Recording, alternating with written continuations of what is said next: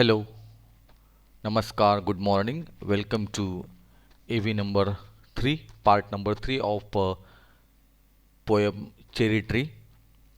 Let us understand the paraphrase of the poem first, and later on we turn to brainstorming activity.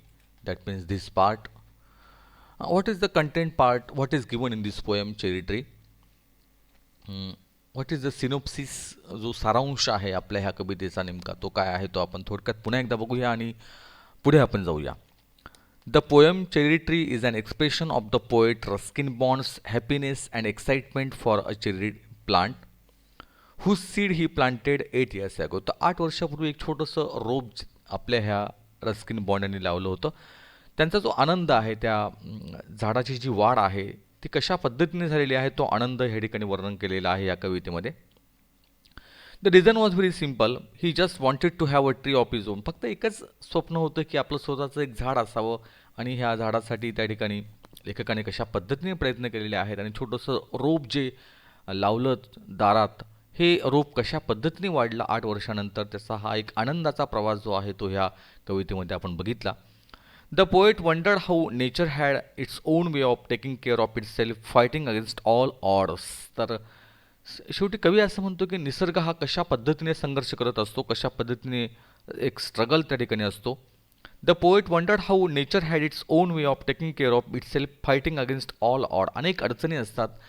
निसर्ग म्हटल्यानंतर वादळ आहे, वारा आहे, पाऊस आहे, ऊन आहे आणि अशा सगळ्या गोष्टींना तोंड तोंड देत एखादं झाड कसं वाढतं. जीवनामध्ये पण हेच आहे. अनेक प्रकारचे पावसाळे येतात, अनेक प्रकारचे सुखदुःख येतात, तर त्याला तोंड देत आपण उभं राहत असतो. त्या पद्धतीने निसर्गसुद्धा त्या ठिकाणी असाच आहे की तो अनेक अवतार दाखवत असतो आणि या सगळ्या अवतारातून त्या ठिकाणी तावून सुलाखून आपण सुद्धा त्या ठिकाणी पुढे जात असतो हे लेखकाला सांगायचं आहे. शेवटी संघर्ष हा जीवनाचा पाया असतो असं लेखक म्हणतो आहे. Of course he had watered it once but had forgotten to take regular care of it. त्याने एकदा त्याला पाणी घातलं झाडाला पण तो नंतर विसरला. In spite of not getting any special attention in the summer, by the end of the May, the poet saw that a small cherry sapling, just 5 months old, was peeping out of the ground.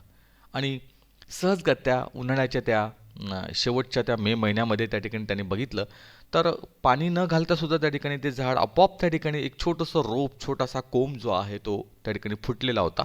In fact it was struggling to make itself visible among the tall grasses all around it. आणि अगदी वास्तविक बघितलं असता त्या ठिकाणी अनेक गवतांच्या मधून त्या ठिकाणी हा छोटासा कोंब जो आहे तो पुढे जोमाने पुढे येण्याचा प्रयत्न करत होता.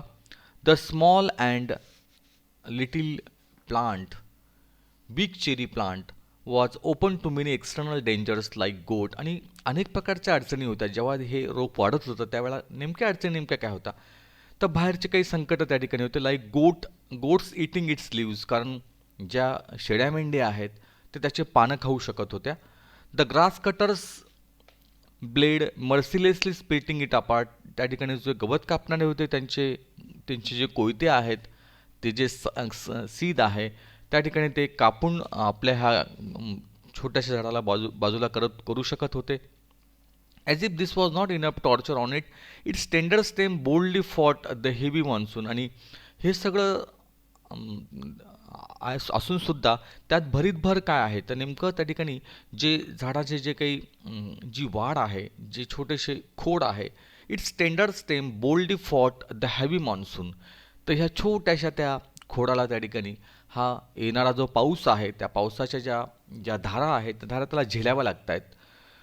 But the cherry tree was a survivor and the poet feel proud to announce that he watch the growth of 3 new shoots. पण एवढं सगळं असताना पण त्या ठिकाणी कवी म्हणतो की ते झाड वाचलं, त्या झाडाने सगळा संघर्ष पचवला आणि एक नवीन 3 असे अंकुर त्याला फुटले.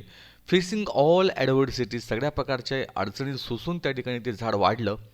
The young plant continued its struggle against all odds to show the violent urge to push upward to get the basic necessities of its life. तर सगळ्या अडचणीला दूर करून त्या ठिकाणी हे जे झाड होतं या झाडाने सांगितलं की मला वाढायचं होतं, मला जगायचं होतं आणि त्यासाठी सगळ्यात महत्त्वाच्या जे काही गरजा असतात लाईट, एअर अँड सन. तर सूर्यप्रकाश आणि हवा आणि पाणी त्याला हवं होतं. The poet enjoyed waiting and watching how his small cherry tree got its natural nourishment from rain and maintains its miraculous growth with the passage of time. तर वेळेच्या काळाच्या ओघामध्ये त्या ठिकाणी हे झाड जे आहे त्याला सगळं पाऊस मिळालं, त्याला सूर्यप्रकाश मिळाला आणि हे झाड आपोआप त्या ठिकाणी वाढायला लागलं. संघर्ष जो आहे तो त्या ठिकाणी कामी आला. Then time came for the poet to say goodbye to his favorite cherry plant as he had to go to Kashmir to special to spend a season there. आणि काय दुर्दैव त्या ठिकाणी की आपल्या आपल्या ह्या लेखकाला त्या ठिकाणी काश्मीरला जावं लागलं आणि त्याने त्या झाडाला एक प्रकारचा निरोप जो आहे तो दिला. When he returned from Kashmir, he was thinner as his health was troubling him. जेव्हा तो परत आला त्यावेळा तो स्वतः लेखक अतिशय नाजूक ते झाले होते, त्यांची तब्येत त्या ठिकाणी त्यांना साथ देत नव्हती. But he was rejuvenated on seeing the 6 feet high cherry tree at his door. पण 8 वर्षानंतर परत आल्यानंतर जेव्हा त्यांनी बघितलं की ते 6 फूट उंचीचं झाड जे आहे ते दाराशी डौलदारपणे उभं होतं, त्यांना अत्यानंद झाला ते बघून. To his utter disbelief, he could see a small dark berry fruit hanging from a branch of a tree.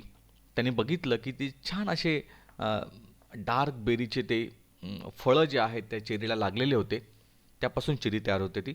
It was just a matter of year, but he could feel the ecstasy of seeing small pink tender and fragile berries blooming all over the tree. आणि अगदी एका वर्षात त्या ठिकाणी ते झाड जे आहे चेरीचं ते त्या बेरीच्या फळांनी त्या ठिकाणी लगडलेलं होतं.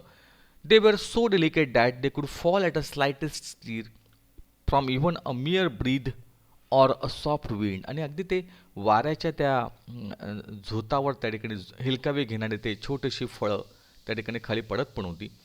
In his sheer delight the poet was leisurely lying on the grass to observe his cherry tree. आणि अगदी आनंदाने त्या ठिकाणी आपला हा लेखक काय करतोय तर त्या ठिकाणी गवतावर पहुडलेला आहे झाड आपल्या त्या घराजवळच्या, आणि त्या ठिकाणी तो चेरी ट्री बघतो आहे, त्या झाडाकडे निरीक्षण करतो आहे झाडाचं. Through the grass of its leaves he was steering at the blue sky enjoying the seed eating song birds flying in. तो बघतो आहे की त्या निळ्या आकाशाकडे बघतो आहे, त्या झाडातून ते निळ्या आकाश त्याला दिसतं आहे त्या चेरी ट्रीच्या, आणि छान प्रकारे ते पक्षी जे आहे पक्षी त्या झाडावर येत आहेत, फळं खात आहेत, छान पद्धतीने उडत आहेत, आणि त्या पक्ष्यांची हालचाल पण त्या ठिकाणी हा टिपतो आहे. Flying in and out of the trees and the happy bees drinking nectar from the blooms. आणि विशेष काय तर ज्या मधमाशा आहेत ह्या झाडावर त्या ठिकाणी बसत आहेत, त्या फळावरचं जे मध आहे त्या मध ते चाकता आहेत त्या मधमाशा, त्यांची पण हालचाल आपला हा रस्किन बॉन्ड लेखक आपले बघता आहेत. Time pass smoothly in pride and enjoyment of creating a life that was standing strong in front of his eyes. आणि अशा पद्धतीने डोळ्यासमोर त्या ठिकाणी हे सगळ्या घटना घडता आहेत. The sun sank and it became dark. आता सूर्य त्या ठिकाणी अस्ताला गेलेला आहे आणि हळूहळू त्या ठिकाणी अंधार होत चाललेला आहे. ना it was turn for the stars to be watch. आणि आता मात्र छान असा त्या ठिकाणी तारे जे आहे त्या ठिकाणी तारे जे दिसत आहेत आपल्याला, आणि हे तारे त्या ठिकाणी उगवलेले आहेत. आणि त्या पद्धतीने इथे the guest now it appears. Time passed, it was turn for the star to be watched, the guest on his tree and change. He heard the sounds of moonmoth and the musical sound of the crickets. आणि त्या ठिकाणी कीटकांचा जो आवाज आहे तो पण त्याला ऐकायला येतोय. मूनमोथ आणि क्रिकेट नावाचे कीटक जे आहे ते त्या ठिकाणी फिरतायत आणि अतिशय सुंदर पद्धतीने तो देखावा जो आहे. In the company of nature the poet appreciated his own creation, the small cherry plant that grow into a graceful cherry tree over a span of 8 years. He felt proud and fortunate to be associated with this process of growth. Thus, the poem Cherry Tree is the poet's thought about the participation of nature in the struggle, survival of each living objects to fight against all negativities in the onward journey of life and be a winner of at last. आणि शेवटी कशा पद्धतीने विजय होऊ शकतो आणि ह्या झाडाची छान अशी वाढ, झाडाचा सगळा प्रवास जो आहे तो लेखकाने कशा पद्धतीने एन्जॉय केला त्याचं हे छोटंसं वर्णन या पॅराफ्रेजमध्ये आपण बघितलेलं आहे. आणि आता आपण ब्रेन स्टॉर्मिंगकडे वळूया. तत्पूर्वी आपण इथे थांबूया आणि पुढच्या एव्हीकडे आपण वळू. धन्यवाद. थँक्यू.